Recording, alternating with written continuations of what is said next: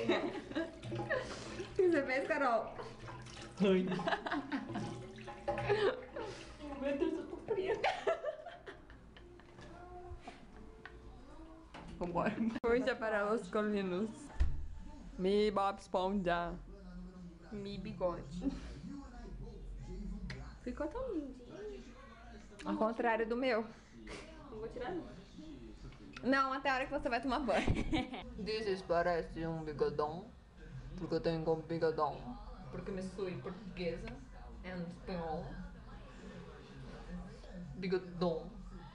Me gusta. Não, não me gusta bigodão.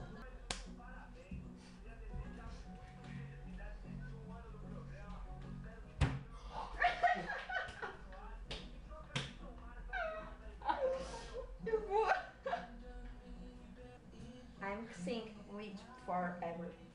Patrick.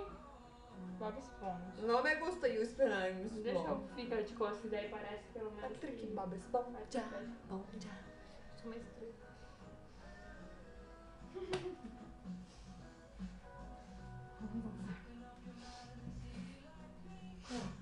Sabe o que eu queria fazer? Já tava usando na casa do meu irmão, falou cara idiota? Isso aqui, ó. Qual? Não. Eu não sei fazer. Vamos aqui.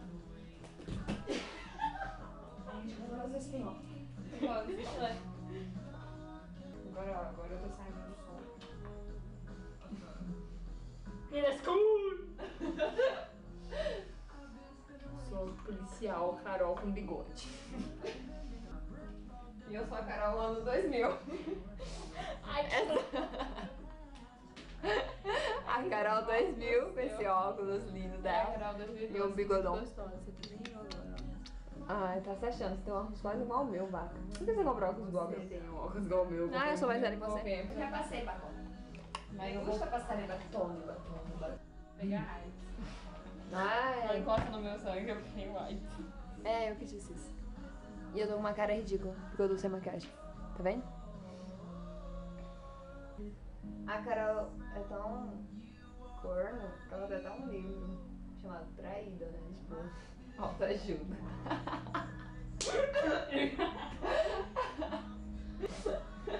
Eu Lembrar que tinha. Que nojo! Boca inchada. Carol Superstar chegando. Ai, vai se achar a motoqueira de Beverly Hills. Né? Ai, que burro. Não me gusta você. Beija.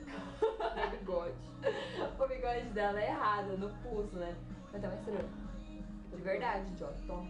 Meu bigode vai Nasci ser com de ela verdade. já. Meu bigode vai ser de verdade quando eu crescer. Quero aparecer. Lisa, tira da tua.